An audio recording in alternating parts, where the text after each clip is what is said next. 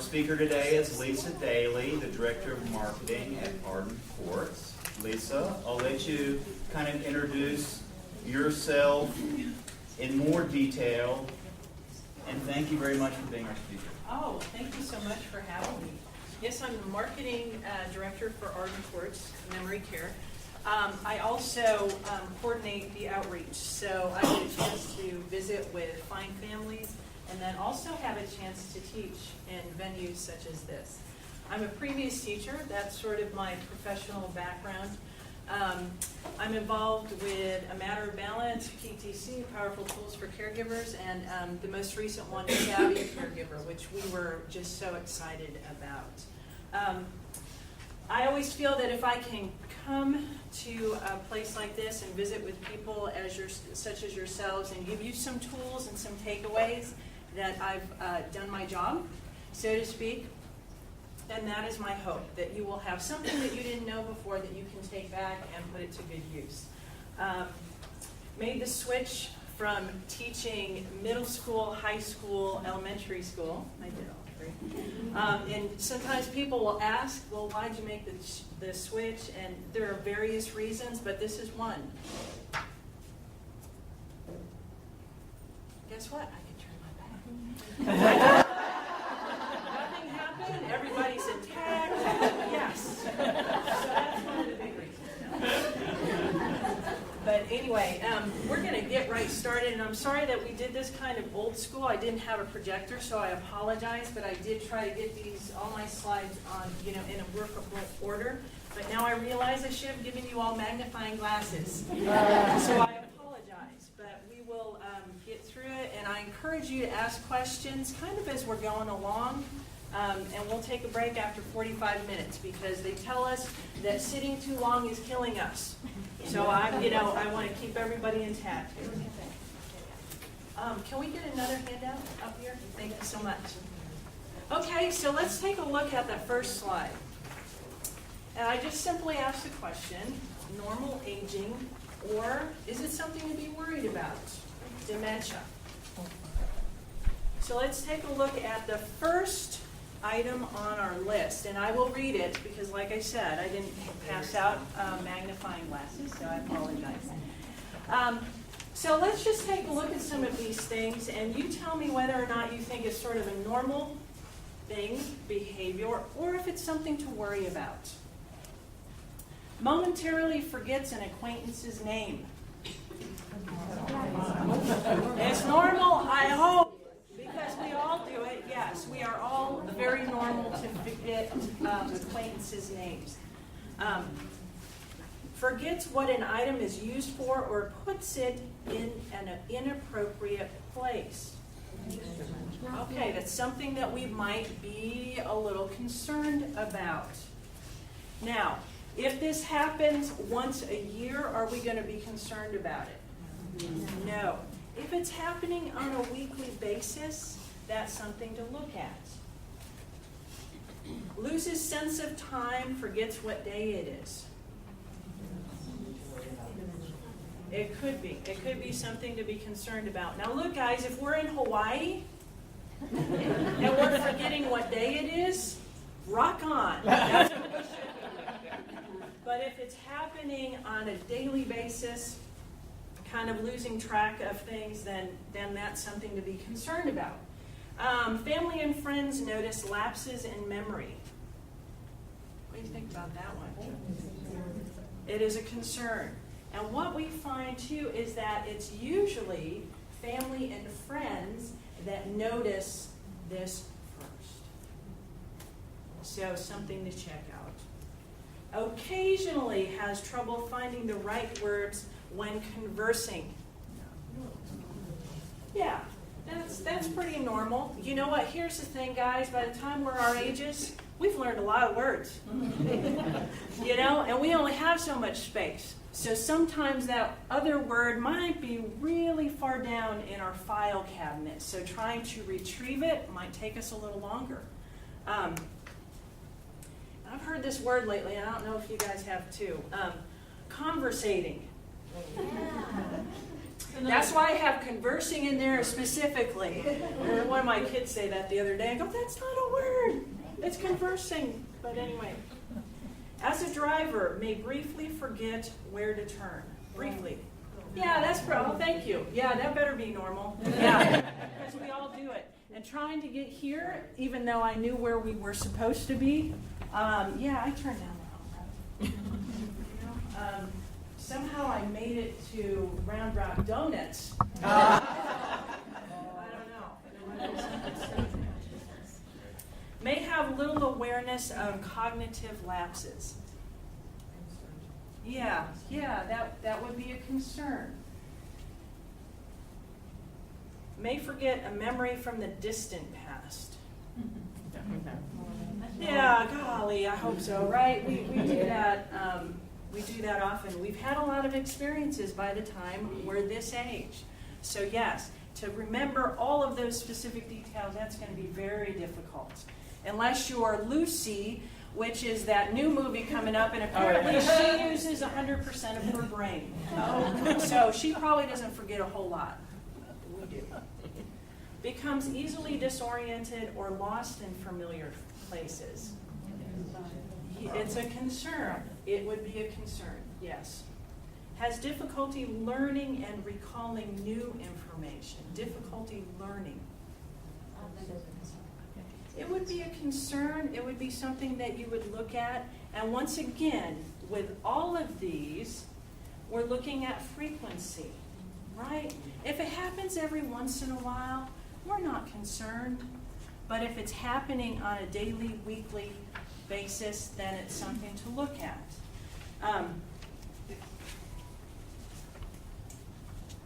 So what is dementia? We have definitions, many of them. This is the one that I think makes the most sense, so that's why I'm sharing it. It's a general term for a decline in mental ability severe enough to interfere with daily life. And there are many reasons and many diseases that would cause that decline. What is one of the ones that we hear about all the time? Alzheimer's, yes. But there are many others, and we'll share some of those. I think of dementia as the umbrella term. If somebody was to say you have cancer, well, what kind? What is it affecting? And that's what we talk about in specifics for dementia. Right? Umbrella, but then we get specific, Alzheimer's being one of those specifics. So we look at what is required for a diagnosis. And this is tricky, okay? Remember, guys, I'm talking about generalities here, okay? There are many neurologists that would have their own take, who have done a lot of research and would share more specifics with you. But I think of it this way, that we have looking at a serious memory issue, okay, serious memory issue, and then at least one of the following. Difficulty with social functioning, okay? Maybe you have a loved one who is very social at a certain point in their lives, and now it is very uncomfortable, or they don't seem to be able to participate that way any longer. Something to look at. Changes in personality. Wow, this is a big one, especially with frontal temporal lobe dementia. You have individuals who have behaved a certain way their entire lives. And now the family is seeing a big change in how, in their behavior. Maybe they're involved in more risky behavior. You know, if you have someone who has been very sort of conservative in their actions and then goes the total opposite way, something to look at. That would be very disconcerting. I obviously have the ability to meet a lot of beautiful families that come to us. Some of the stories that I hear are very heartbreaking, where an individual can be, maybe in a marriage that was, this really great thing for a long period of time, and then the spouse starts doing these very risky things. And sometimes families are not educated to know that maybe that is a type of dementia we're looking at. That truly this individual is not just deciding, hey, don't want to do that anymore. Maybe it's something else. So, something to really consider and get more information on. Impairment of abstract thinking.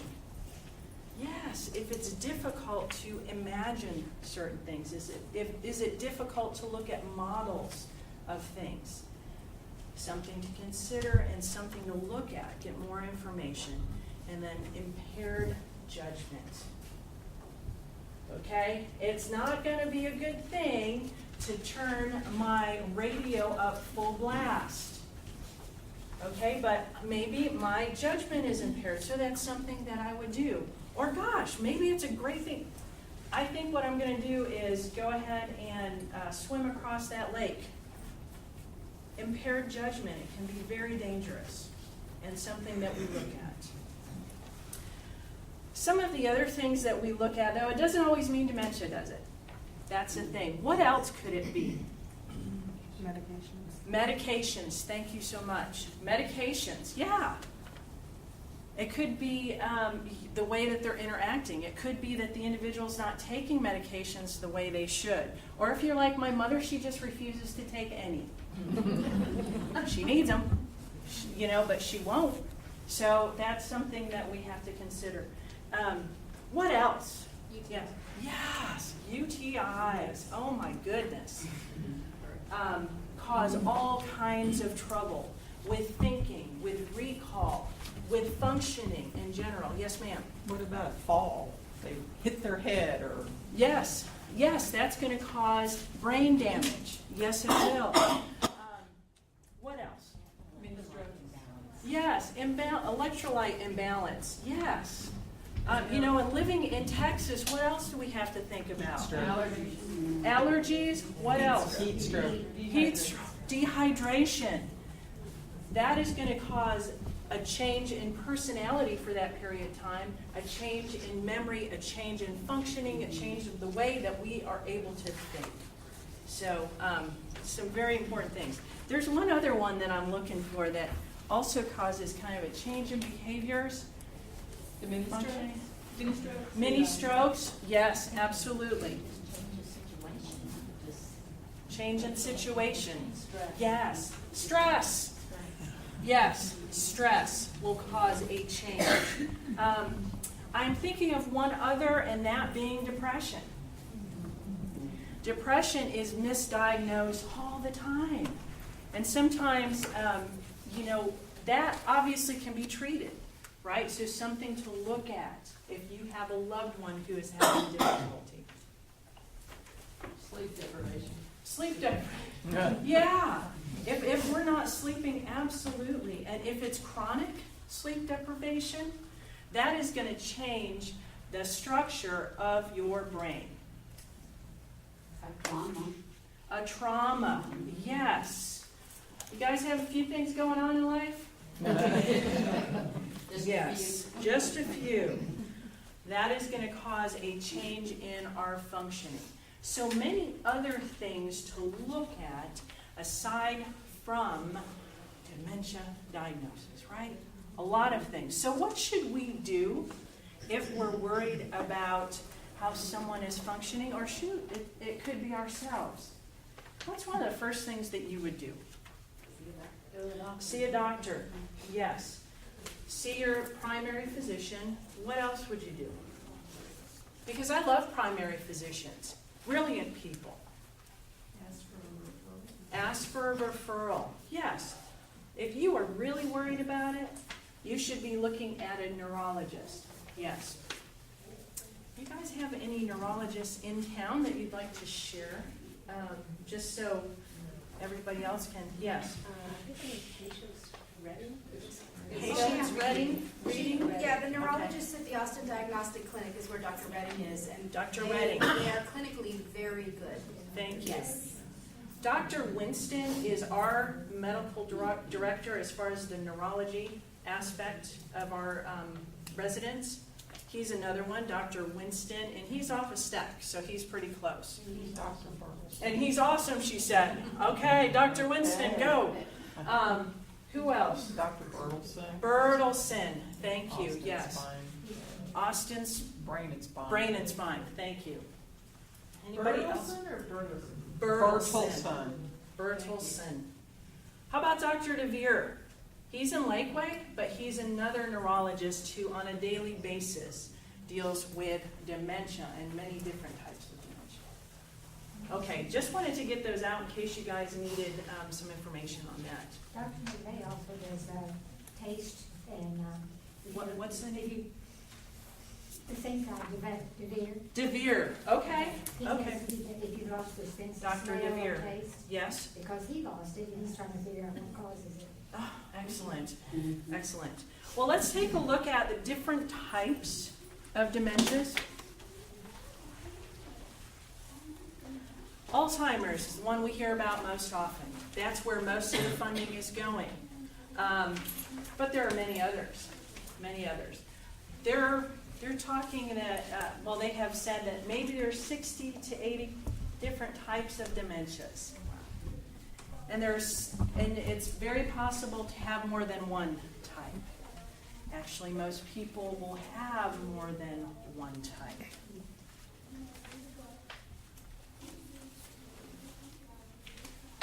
FTD accounts for about 20% of the early onset dementias. I don't know, that's a bigger percentage than I had first thought. In the past, used to be referred to as Pick's disease. Have you heard of that one? Yes. And we're talking young people, 55 to 65 years old, exhibiting symptoms. Lewy bodies. We're talking about a protein within the cell structure that is causing damage, but pretty specific. Do you know, can you tell me one of the specifics on Lewy bodies, how we might be able to see that an individual is having more of that type of disease process? Thank you, hallucinations. Hallucinations. That's what we kind of see. Do they also Yeah. do finger? I think that's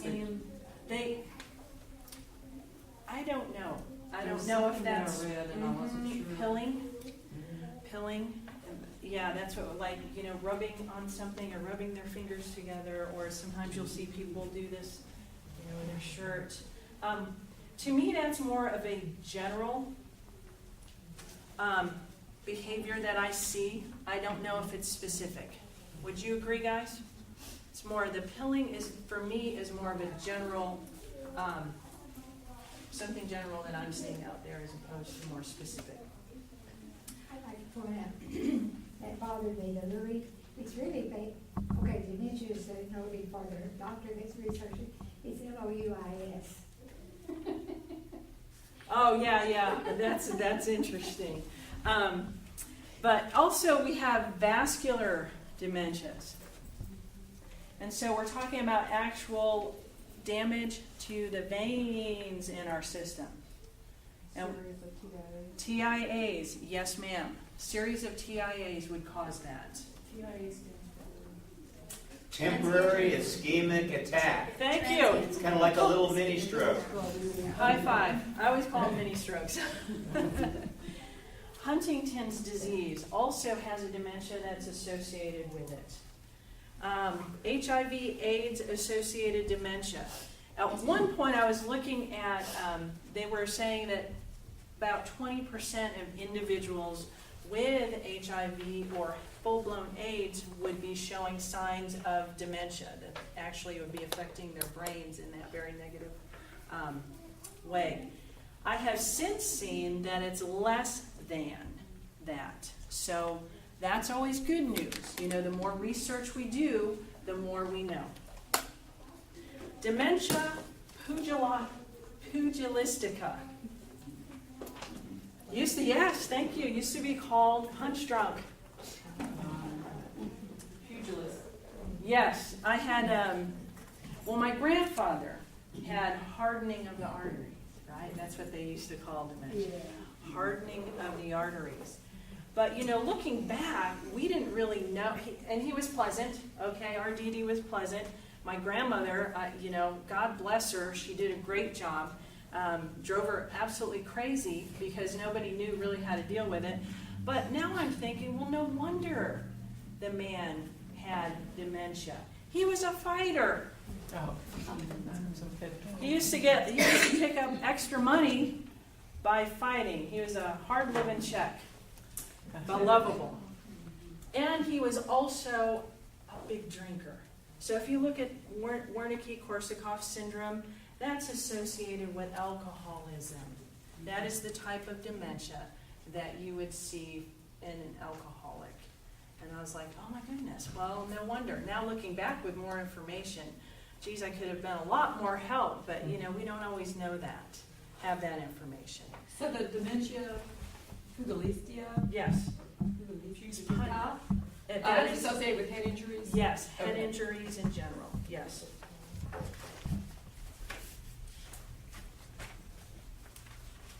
Is that what Muhammad Ali had?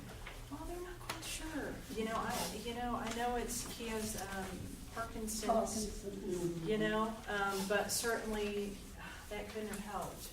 When you're talking about brain damage, you're talking about brain damage. That's going to limit what you can do, how you can function. Let's take a look at the brain.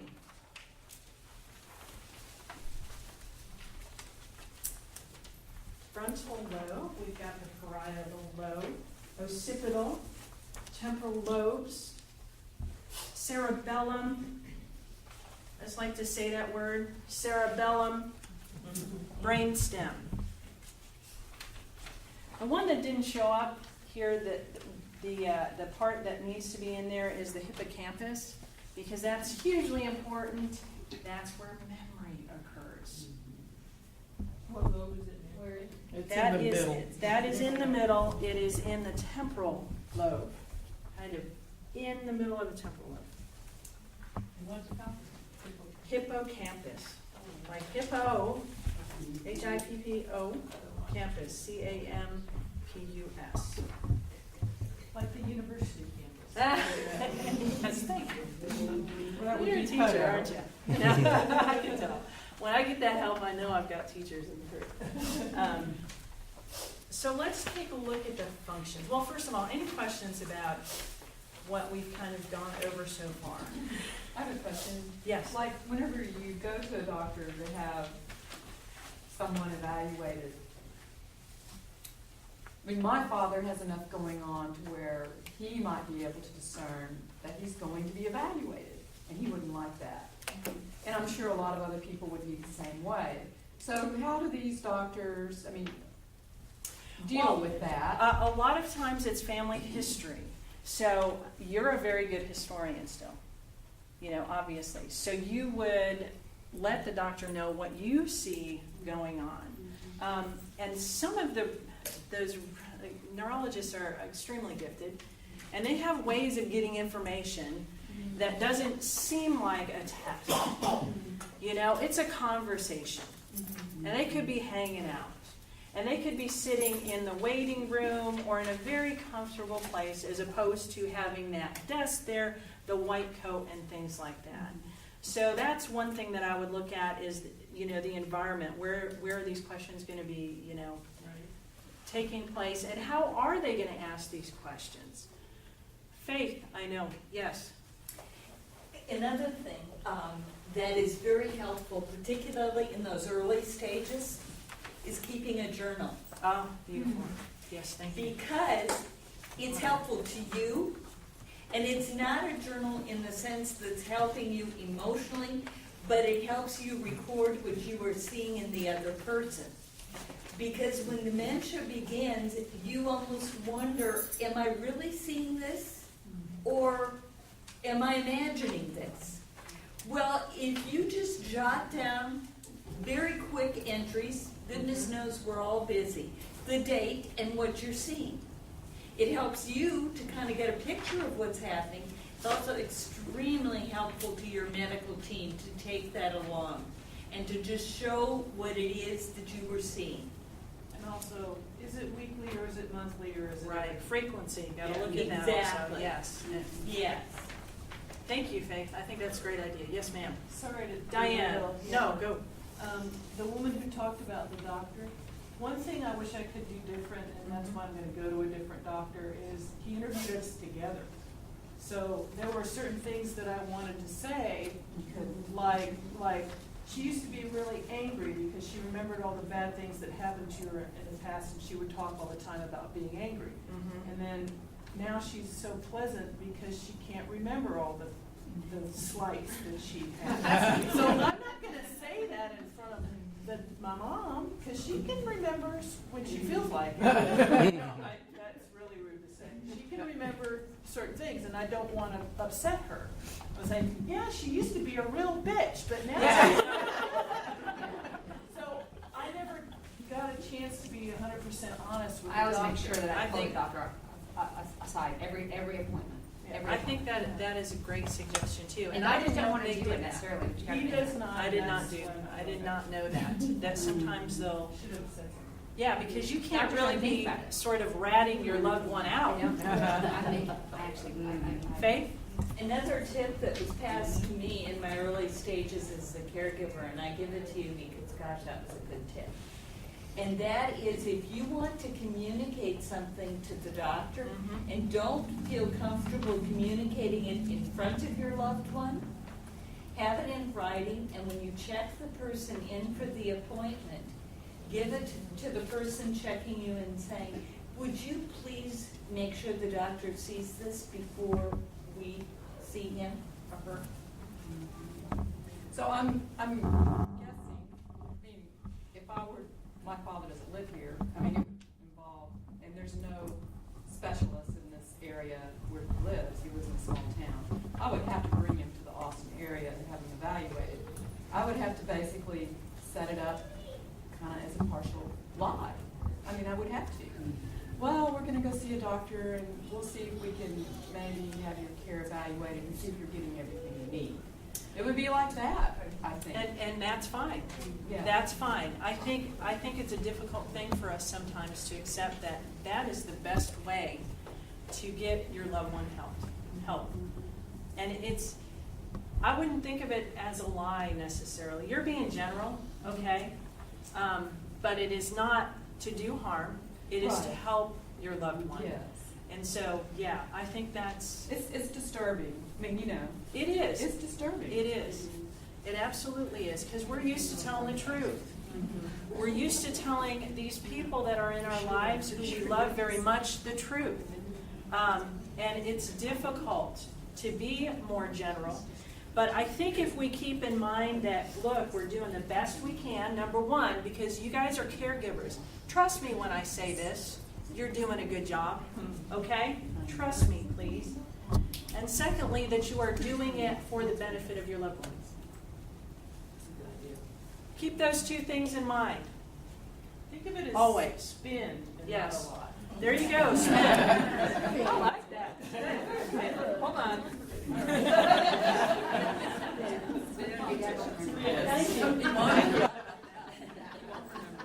I never would remember it anyway, so it's okay. I'll take those beautiful eyes back up this way. Kitty? I just moved my mom down here first of the year. Yes. Her primary care doctor in the Dallas area did an MRI and did find evidence of a small stroke, and she has TIAs, and has diagnosed with dementia. Does she still need to see a neurologist here if we have it diagnosed? I would suggest yes, because here's the thing. There might be medications that are available that will help your mom as far as anxiety, but also as far as functioning. Because look, guys, if our anxiety level is very low, how do we function? Pretty good, right? We do pretty well. If our anxiety level is up here, then that is going to limit what we can do, how we think, what our abilities are. So definitely for that reason. And here's the other thing, right? Think about, it doesn't matter what kind of dementia we're talking about. Are there changes that are going to happen? Yes. Yes. Yes. It is something that is progressive. and you are going to see different things, and it's important to have that clinical expertise as you are going through this journey. So please do. Yes, ma'am. Yes. I had kind of an opposite experience when I had my mother diagnosed. The doctor kept talking to me. And You might. I've come in contact with that sometime here too. They'll sit and talk to me about her. Okay. Yeah, yeah. That's very disconcerting when you go into the doctors, you're the caregiver, here's your loved one, and they are talking strictly to you. Well, first of all, it doesn't speak to respect. I would take issue with that, and I'm sure that was very difficult for you. So then you know what my suggestion would be? Find another neurologist. I do. Right? Very good. Very good. Because one size doesn't fit all, right? And this disease process is as individual as the people that it's affecting. Your dementia is not going to look the same as mine. That's just the way it is. It's complicated. We're not talking about your finger, right? We're talking about your brain. Holy smokes. There's a lot going on, and we don't even understand all of it. So let's look at the functions. So when we talk about our frontal lobe, that's where behavior, personality, executive function, planning and organizing. So if that's being affected, there are certain things we're not going to be able to do as well. We may not be able to do A, B, C, and D. We might be pretty good on A and B. Parietal, affecting language. Formal and informal. And sometimes you'll have individuals where, that's being affected the most. And sometimes it's going to be the formal language that's affected most. Dang it, sometimes that informal language is pretty well preserved. And when I'm talking informal, yes. Some cussing, yes. And that's very hard for family members. But I ask you to keep in mind that's the disease, that's not your loved one. It's not all of a sudden that your mom decides she's just going to cuss like a sailor because, geez, that brings her pleasure. No, it's because the informal is still pretty well intact. Formal is not. That's communication. Temporal, we're looking at behavior, memory, hearing. Occipital, vision, peripheral vision, as well as depth perception. I'm going to have you guys stand up for a minute. Stand up. All right, spread out a little bit. We need a little room. You can put your things down. Okay, we're going to look at our peripheral vision real quick. So I want you to put your hands out and be honest. Let me know when you can see your hands and stop. Well, see, I turned 53 this year. Okay, here we go. All right, I'm being honest. This is where I can see my hands. What they tell us is a normal aging brain at 75 sees at about a 45-degree angle. So bring them in a little. Aha. Now we're talking side to side, left to right, as well as up and down. So give me a little up and down, 45. Aha. What am I not seeing as a normal aging person? Your feet. Oh, I'm sorry. What am I not seeing? Your feet. My feet. Is it any wonder that our loved ones who have dementia and have much more limited peripheral vision are shuffling a little bit? Okay, that's one of the things that's going to cause that shuffle. Because you can't see your feet. It's a safety issue. They're concerned. They're scared. They can't see what's below there. Oh, they step on the cat. Hold on. I stepped on my cat this morning. Deserved it, though.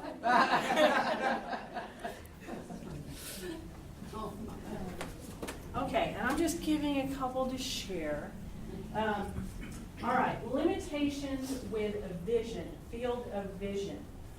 When we have an individual who has pretty advanced mid to late mid-stage dementia, their field of vision decreases to about 12 by 12. 12 by 12.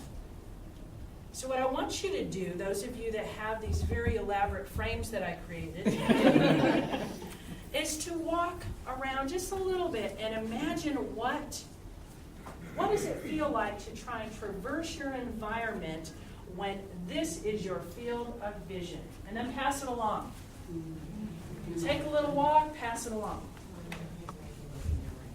Oh, that's another one that we're seeing a lot of. How far away from your face? That's frustrating. I would put it about 12 by 12 by 12, huh?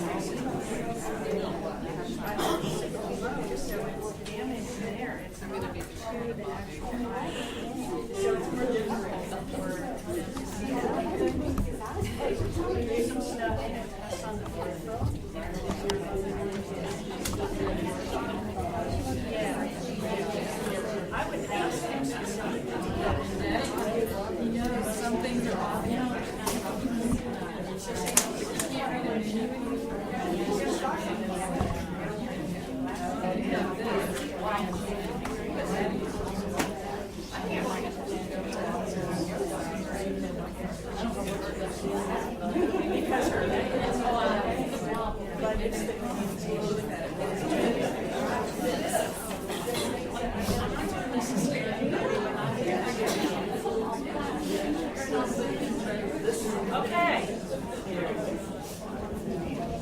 And I will take those lovely eyes back up this way. I heard some things as you guys were walking around, traversing our little environment here. I heard scary. How else did you feel? Out of control. Claustrophobic. How else did you feel? Give me something else.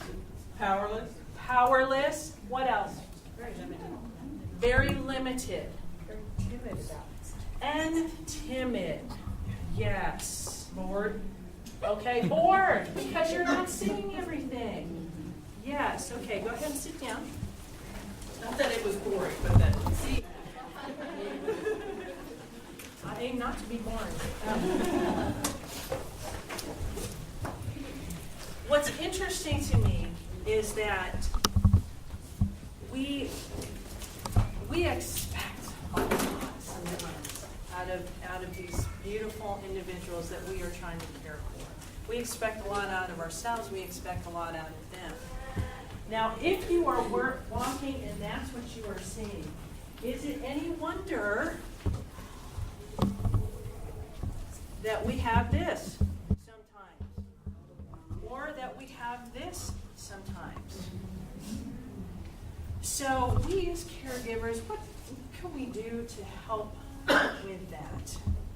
What can we do to help our loved ones a little bit? Make sure there's not stuff to trip over. Thank you. Environment.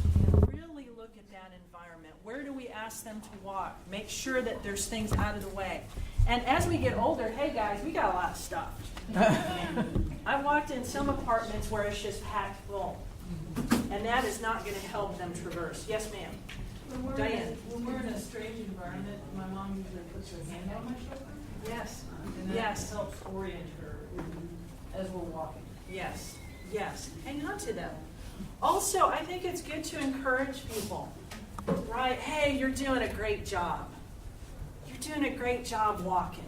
Because it's not like you and I walking. It's different. And it's more, it's scarier. Yes, I was gonna say relative to environmental safety. Yes. Not only pick up the stuff on the floor like runs and cords, but you wanna make sure the lighting is very good. thank you. Because Yes. we talked about vision being limited, but there's also a cataract issue maybe, and just aging eyes. I'm already noticing that I need light. I can't do dim. So safety with the lighting will help as well. Absolutely. Thank you so much. Safety, lighting, yes. I also find if we're like outside in a public spot, I'll say, Yes. can you take my arm? Help me walk across. And so I'm really helping him, but he thinks he's helping me. I love it. And gentlemen, that works really well with them. It does. Can you help me? And it also they will. keeps him with me because he's a tendency to tailgate behind me. Absolutely. And what about if you are going into a different environment? What if you're trying to take your loved one out? Pardon? I just watch like a hawk. Watch like a hawk, yes. It scares me to death. And go slowly. Yeah. Yes, take your time. Everything, kind of slows down. Have a handicap And sticker. that's important. Pardon? Yeah, handicap sticker. I have too. My Yes. dad, of course, my dad doesn't think he's handicapped, but I know he can't walk. Well, far. He can't go yes. across parking lots and whatnot. So that really was very helpful, I have to say. Handicap stickers and and tags. Hey, you know what I call that? Using your resources, guys. Use those resources. That's what they're there for. You can also scope a place out before you go to it. Yeah. If you're wanting to take your loved one to a museum or a movie or something like that, it would really help if you had been there before, right? And kind of scope it out. See what they have. Do they have elevators? Do they have ramps? What would be the safest route? And maybe don't go when it's a very crowded. Right? Can I use you for a sec? You want to stand up for me? Because I don't know about you all, but just even being in HEB lately, this is what I get. I don't even know these people. I don't know them. But there they are on my back. So if we take our loved ones out, maybe go during a downtime, right? When we know there's not going to be as many people. Thank you. Now that we know each other really well. Yes. I had one more suggestion. Sure. With a senior, because they have limited peripheral vision, come and approach them directly. Don't come from the side or the back. You'll startle them. Yes. So directly approach them so they see you rather than kind of from the side say, hey, because they don't know you're there. Yeah, that's a great point. And do it slowly. So if I have someone that I am going to approach, I always get eye level, okay? Because otherwise, I'm talking to you now and she's talking to my belly button. She doesn't know where I am. If I'm at eye level, I can have that little bit of conversation, right? And get close enough, but be careful of personal space too, right? That's tricky, right? Because if they don't want you that close, believe me, you'll know. But kind of, get to a comfortable level where they can see you, where you can have that conversation and have some communication. Walking behind people, very dangerous, because then you're going to startle somebody. They could fall. Thank you. All right, let's take a look at depth perception too. Okay, that's something else. So not only are we talking about field of vision being decreased, but depth perception is also decreasing. So eventually people are not going to see things in 3D like you and I see them. Eventually, that may happen. I'm just going to say may happen. But it will certainly be limited. And what you'll notice is people that, once again, that are mid-stage to late-stage dementias,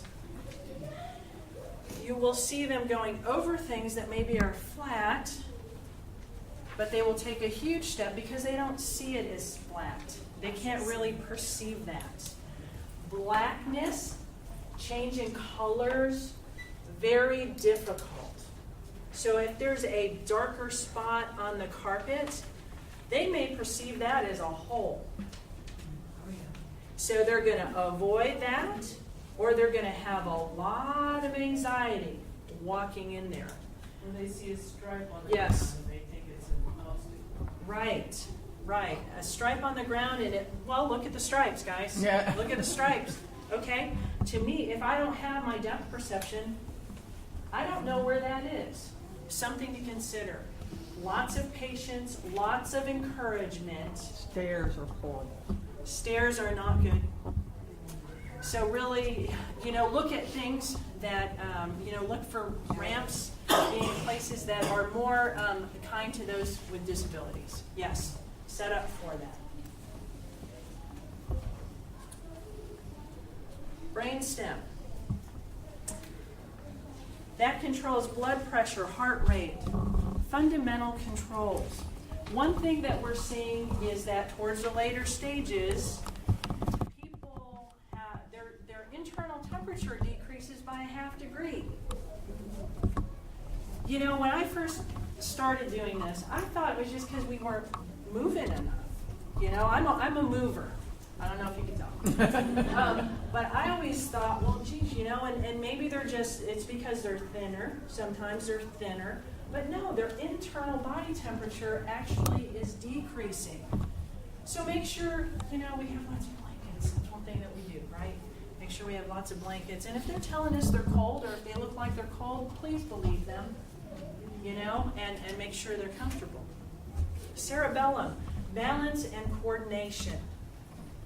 That's where a matter of balance comes into play, and I think that's hugely important, and I don't care where you are on the spectrum of disease process, you can preserve some of these things, okay? If we practice, we can preserve it for a little bit longer is my true belief. So that if we practice balance, heck guys, we could even just lift our feet up one at a time, hold it, those kind of things. And that's a good way to practice. Another thing that I would suggest doing is do things opposite if you can. That's going to be good for our brains. Okay, that's good for the elasticity. So sometimes just to torture myself, I'll go to HEB and go the opposite way. I don't know, HEB's on my mind, I guess. So I got to go later. But anyway, doing things the opposite, things that are not that interesting, at the outset, but things that can help us with that plasticity. Also having your left instead of use your left. Brush your teeth with your left hand, guys. Okay? It is very hard. And I have a friend who is 76 years old. She still competes in triathlon. She blows me out of the water. But she told me she had to really practice on her balance. Brush her teeth, take one foot up. And then she got really good. She closed her eyes. But we can help our loved ones preserve some things by focusing on balance and coordination. And then the hippocampus, of course, memory. We'll talk more about that, but obviously cues, and there are many things that we can do. And I'm going to focus in on Faith as well, because she has a lot of good suggestions. All right, I'm going to have you work with a lovely person next to you. So just pick one. Anybody left out, I'll hang out with you. I want you to think about your timeline of morning events. Okay? What got you here today? What did you have to do? I know everybody woke up because I'm looking at you. Everybody woke up. So kind of brainstorm with your partner on what had to happen for you to get here. What steps happened? I'm going to give you 1 minute and go.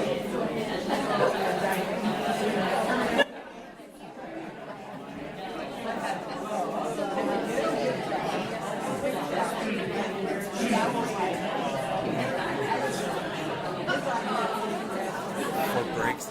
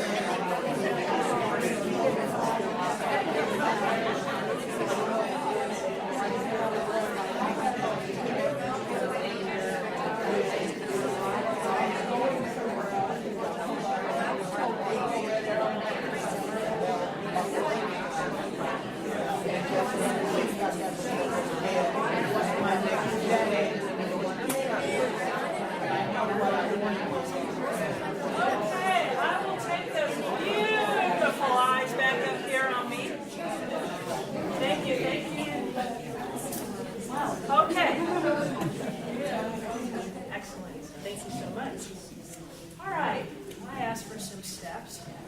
Good job, everyone. That's the other thing, teaching in this type of atmosphere. Man, you guys are listening to me. Wow, I'm so excited. I'm going to have you work on one other thing. If you look at the different parts of your brain, go back to the previous slide. Go back to the previous slide on the lobes, parts of the brain. And I'm going to give you another minute to work with your lovely partner. And I want you to circle the parts of the brain that you used this morning to get here with me. All right, go. 1 minute. No, I'm not kidding you.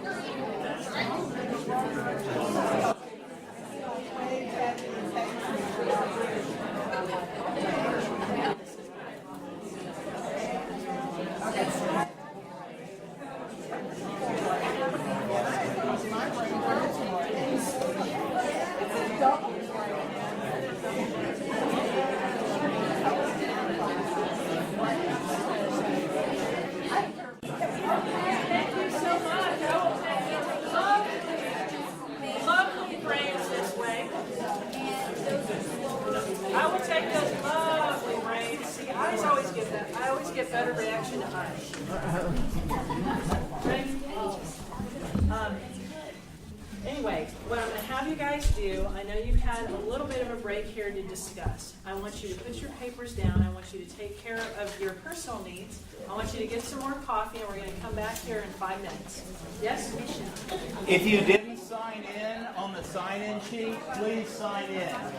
We just need your name and a minimum, but please sign in. Yeah, there's juice. Looks like there might be some lemonade or some green tea. Just hit this button. But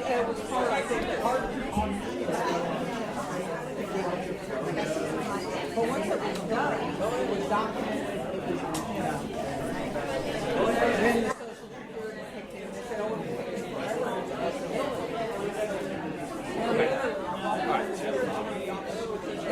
I guess since it doesn't have a pause, we had to stop it and then it started afresh. That's worked out. That's fine. Okay, time to get seated. Let's go. All right, thank you so much. I'll take you guys back up here. So we're going to finish up. Bruce tells me we've got 25 minutes, so we're going to get to it. Time flies. Oh, thank you. Time flies when we're having fun. That's very sweet. Because here's a little secret: if it's fun, we learn best. We learn best when things are fun. Even though this topic is very tricky, very dense, but, if we can have a little fun with it, and it's not to make light. It helps us learn. Anyway, we're going to skip to page 5, if you will. I have some slides on Alzheimer's disease specifically that you can look through. Well, it doesn't matter what type of dementia we are looking at. We are talking about communication. We're talking about communication between neurons. Yes, that's how everything happens in our bodies, that communication. We're also talking about communication between thought processes and actions of our bodies. So if we kind of keep that in mind, no matter what type of dementia we're talking about, that's what's being affected. A very cellular level, but also in a broad scope level. We're going to talk about caregiving. Oh my goodness. You guys can help me with this. What is the difference between caregiving for an individual who has dementia versus being a caregiver for someone who has a burst appendix? Okay, thank you. It'll get better. They're going to get over it. You guys know as caregivers for that type of acute situation that your life will go back to the way it was. Difficulty dealing and caregiving for someone who has dementia is that we don't know them. And chances are, right, things are not going to be as they were. What is also unique about caregiving for someone who has dementia? Every day is different, right? The predictability is not there. With that type of care, I want you to take a look at our list of challenges to caregiving. I know I have not included all of them. Stress, absolutely, because we're talking about the unknown. I put down time management. That's a big one. Why is it a big one? Well, because I have a family too, and I work, and so then that's extra added to my normal everyday. Routine life. We're adding to, absolutely. And it takes him so much longer to get dressed. Patience. Right? We know that patience is going to help our loved one. And once again, you guys, I just give you, kudos. I know how difficult that can be, being patient when you are feeling rushed that you need to get out the door. Whoa. That's probably the hardest thing.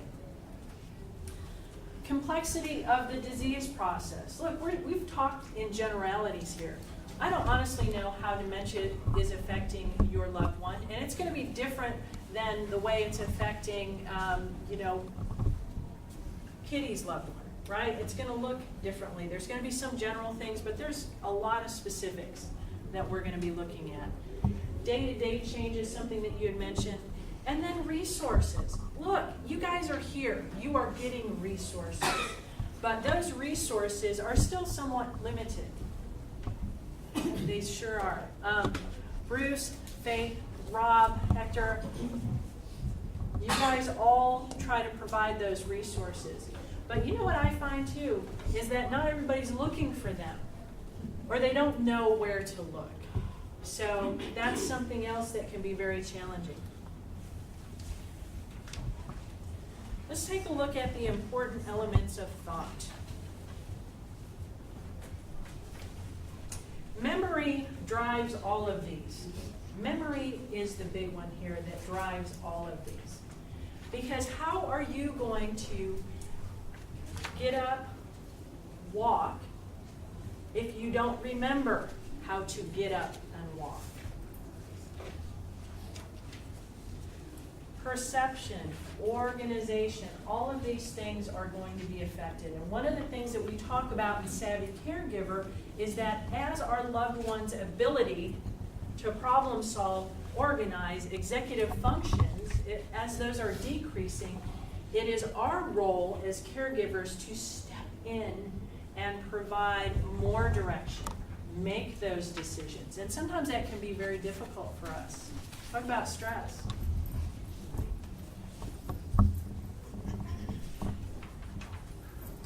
Let's look specifically at memory, and I'm going to give you, some suggestions, okay? So if we have someone who is having severe memory issues, right, the amnesia seems to be the most prevalent at this time. We've got a loss of maybe recent memories, long-term memories, and overlearned behaviors are remaining longer, something that we might be able to tap into. Gradual loss of detail in the long term. That's what we see. And eventually, all of memories are starting to fade. That will happen at some point. So what are the challenges for us as caregivers? I've listed a few. Take a look at it.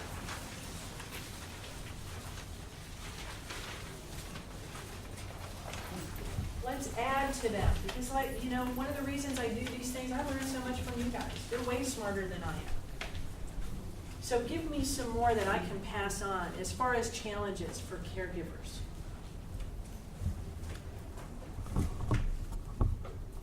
Don't argue. Pardon? Don't argue. Yeah, kind of resisting the argument. Wow. That can be hard. What else? Trying to blame them or get angry for things that are out of their control. Okay. Limit the blame when it's out of their control. Absolutely. That's a challenge. Yes, it is.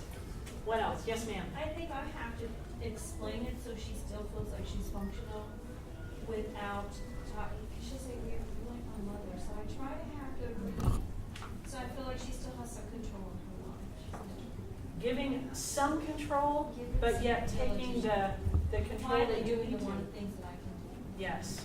So some control, it's a balance, isn't it? Some control, but some things I have to take care of.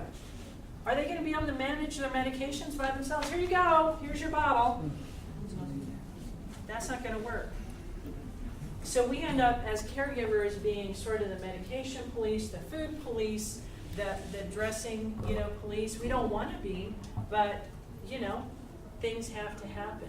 So it's trying to find that balance, allowing a little bit of control as much as they can have, limiting those choices, but yet maybe giving a choice or two so that they still feel like themselves a little bit.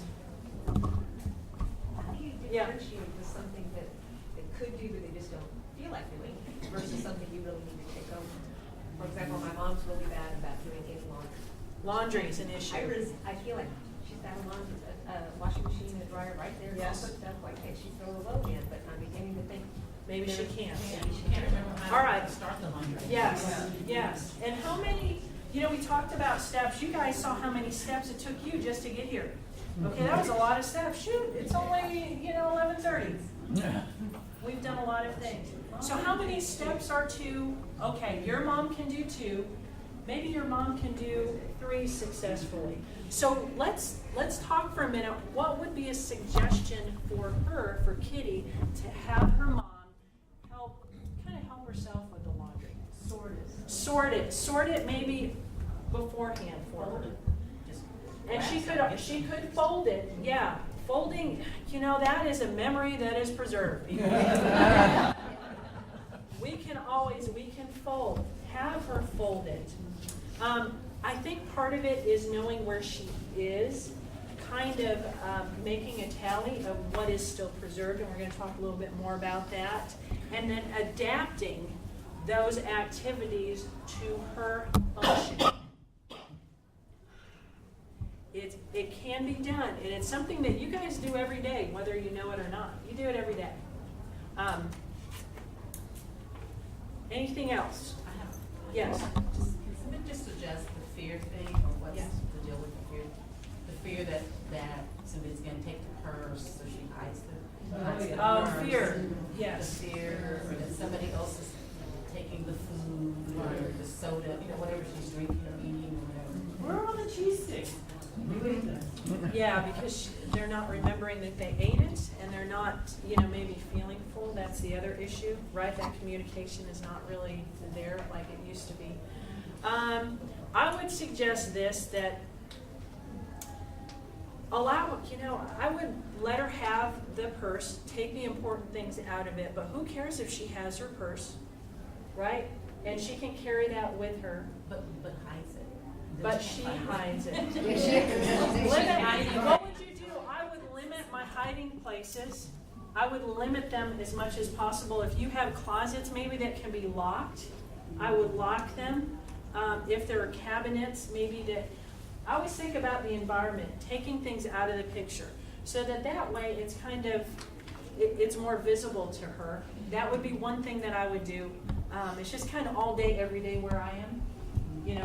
People. But that's pretty normal to hide. That is extremely Is normal. she hiding or does she Very not normal. remember? Have several Well, purses. she's hiding it, and she's hiding it, but then can't remember where she put it. Beautiful. I like this suggestion. So that when she needs one to go, you have one. Well, it's just not, it's almost everything. It's hiding things that she feels like. Here's the Can good I news add on to that. That tends to decrease over time anyway. Yes. It does. It does. Can I add to that as far as the wallet Yeah, thing? yeah, go ahead. I keep her wallet. I bought several cheap wallets. Good. And I just put like fake cards in there. Okay. Because she doesn't take them out. She just wants to see that she has something there. It's just the fact that So I keep her main wallet. I like that. Things that are not really, yeah, I call it phobia, they're just things or. Well, and You were just hiding it. No, she's hiding it thinking that Somebody's coming in to take it. Somebody take it or, Control. you know, Needs to have take it or. control. thank you. It There's is nothing in control. there. I'm controlling all her finances, so it's not like she's got stuff in her mind. She It has may no be, control. So it just she may be needs her something. nail clipper, I mean, it just may be just stuff in there. It's who she is. She's Exactly, Yeah. that's who she is, yes. Well, and I think too, the way that you kind of address it, oh, Mom, I always am misplacing stuff, but I think yours is over here. Yeah. And just take her there and, oh my gosh, here it is. I'm sorry also, let me tell you this, I'm sorry goes a long way. Sometimes just, I'm sorry, if somebody's feeling anxious or or scared. I'm sorry you're feeling scared. Sometimes that's all you have to say, or you're validating. Is there something I can do to make you feel more secure? Right, and if they're still very verbal, that's something maybe they can tell you. If not, there's a little guesswork, right? We're great sleuths. We are. That's like one of my wishes. Kitty. My mom is in, I would say, the early stages, but she's aware enough that she's aware that she's losing function. And like she made a comment, she's been here about 5 or 6 months. She said, I don't know what's wrong with me. It's like my brain's just stopped working since I moved here. And do I say, well, you have a mini stroke, it's affected your memory? Or do I say, oh, all of us forget stuff? I mean, which is reassuring.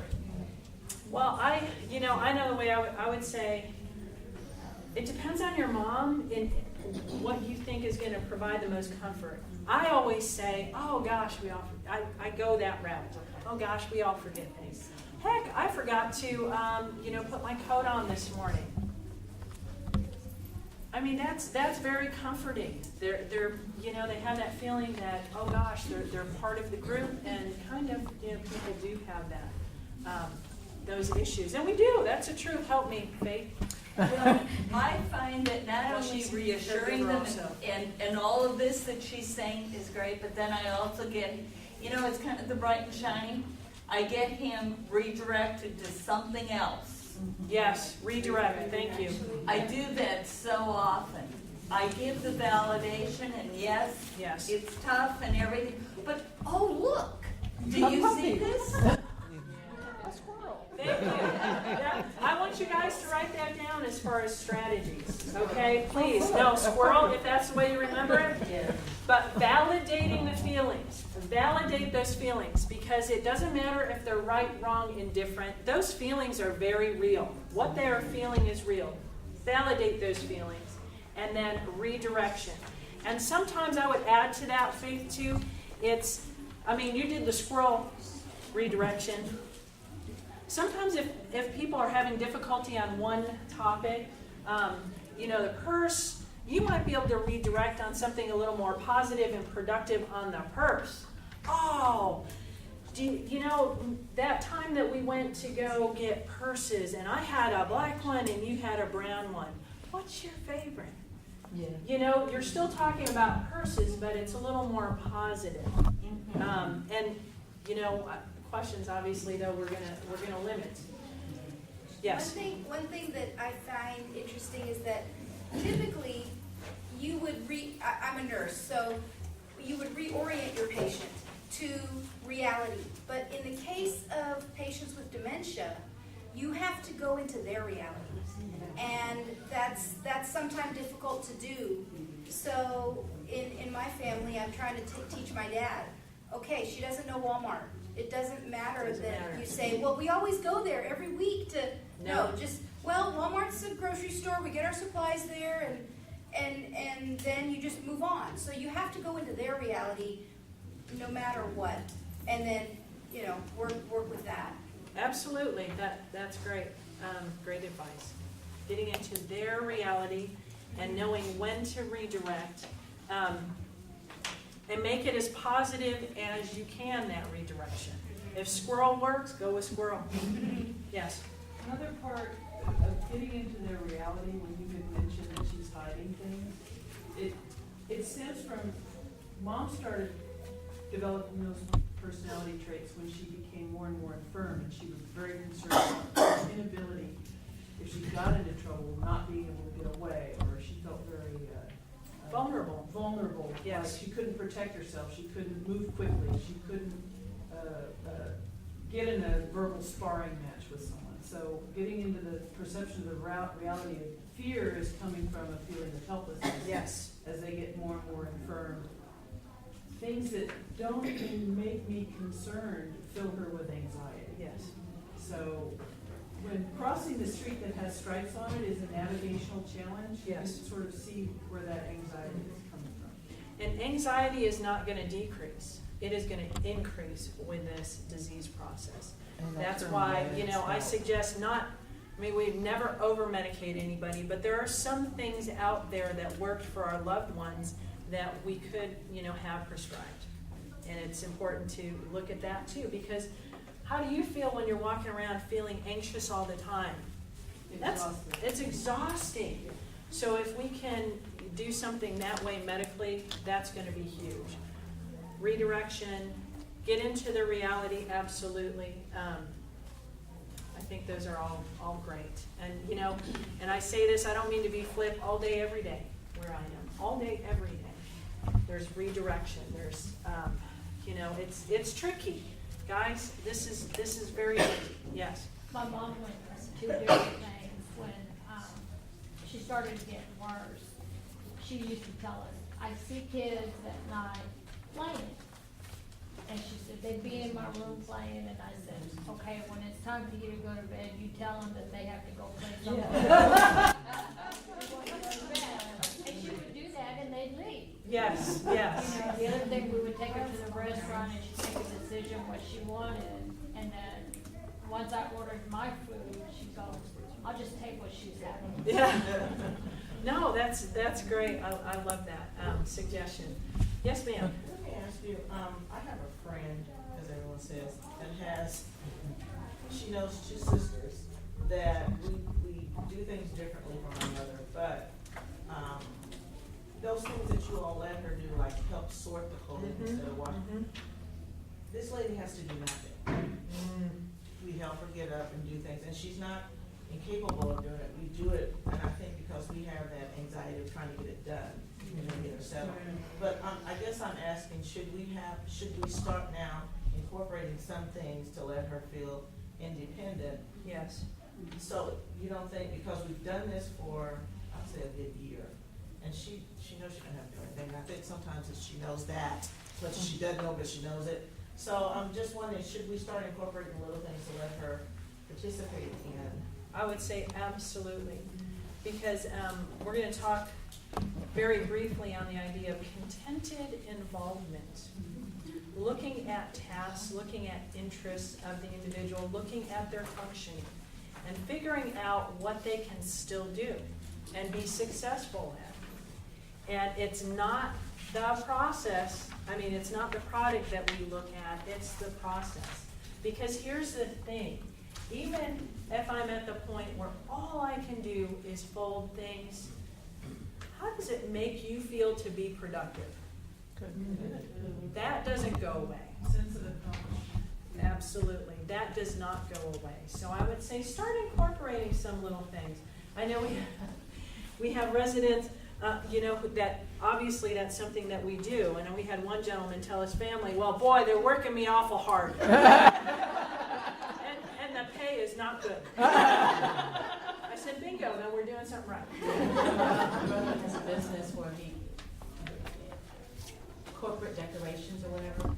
So one thing is they have these curtains, like when you go to the corporate event, they have the curtains and the stuff. Well, he brings his curtains over to my mom and she folds those and he pays her. So she's got a job. And she gets paid. Wow. Oh. I might have some dollar bills, although the people might get the wrong idea. If I have a stack of 20s and dollar bills, what are we doing on the side? You remember all those years when you got an allowance for doing chores? They're retired, give them allowance for doing chores. And then take them someplace where they can actually spend that little stash. That's huge. That works for all of us, doesn't it?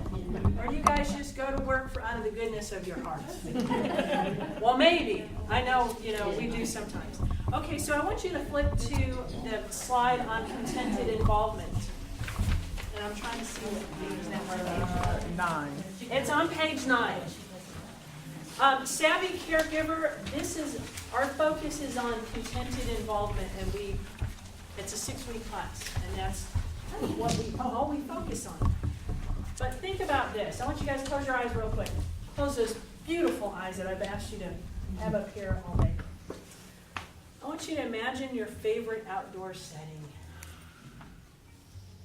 Imagine that it's your favorite time of year. The weather is ideal. It seems as though you have the place to yourself. Gosh, you have all the time in the world. And you are doing something you enjoy. You open those beautiful eyes. That is the type of feeling that we try to get with contented involvement, along with accomplishment. That was soothing, it felt good. It's something that you can do, and you're doing something that you enjoy. Now, granted, folding napkins may not be enjoyable to everyone, and you have to look at the person's specific interests.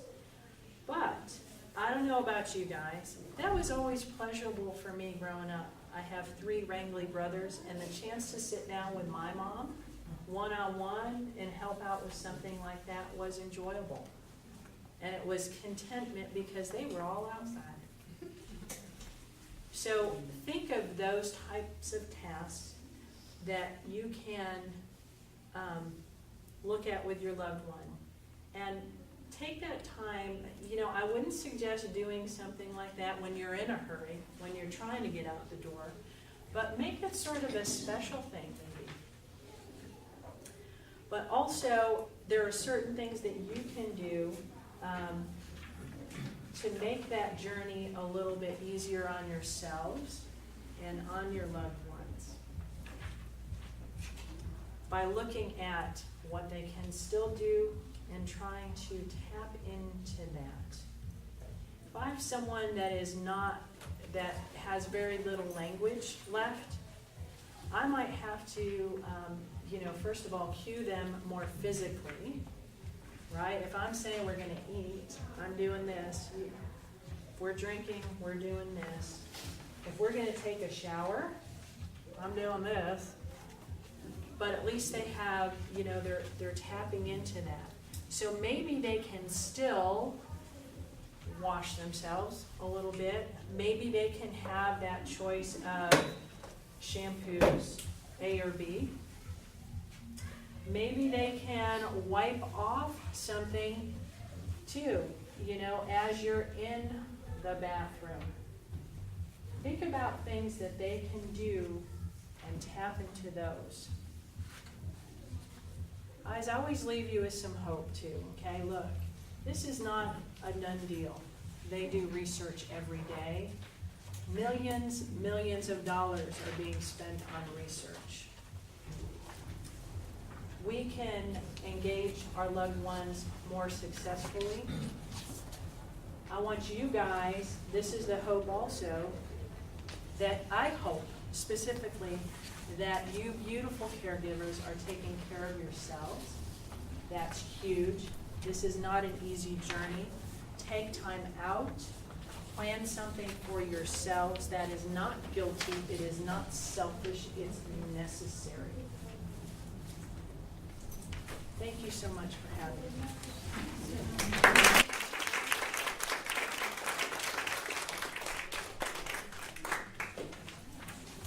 We're not done yet. Okay? So, story time is still going on next door. So, first of all, let's have another really big round of applause for Lisa Daly.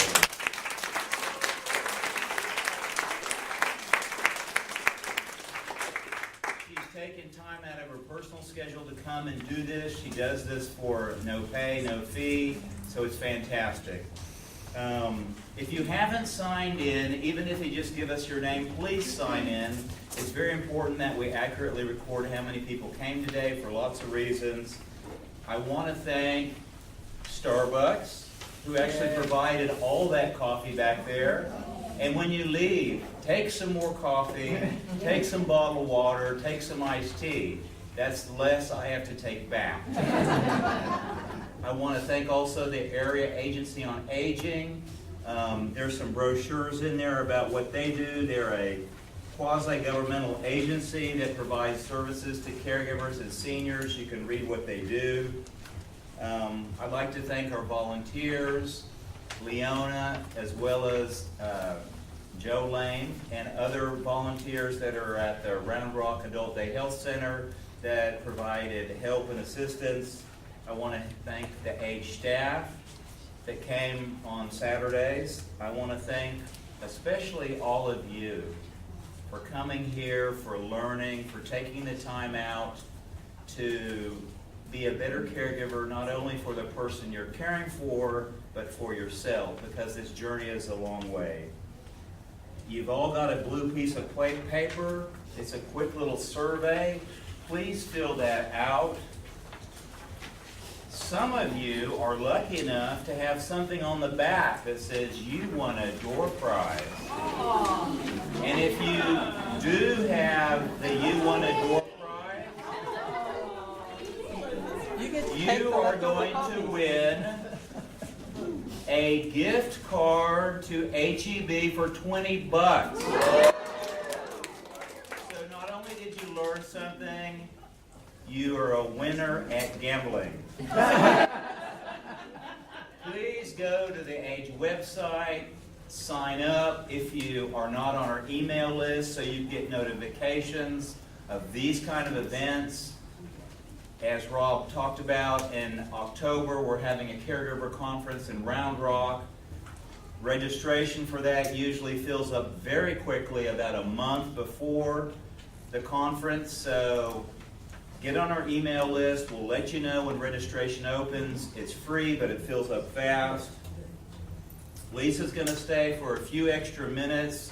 We have to have this room clean and out of here, meaning all the chairs put up and everything, by 12:30. So we'll be busy kind of rearranging the room if you want to speak with Lisa.